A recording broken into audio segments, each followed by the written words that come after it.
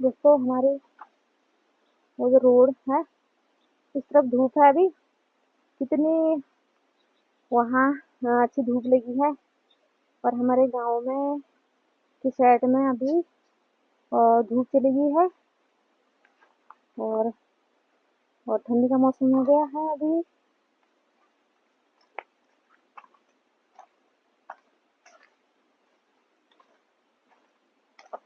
और ये पेड़ है घास का, नीमों का पेड़ है। और ये ना गाय भैंस जो दूध देने वाली होती हैं उनके लिए काटा जाता है। और ये शाम को थोड़ी थोड़ी काट के तो गाय भैंसों के लिए ये काट के ले जाते हैं। जिन जिनके यहाँ गाय भैंस है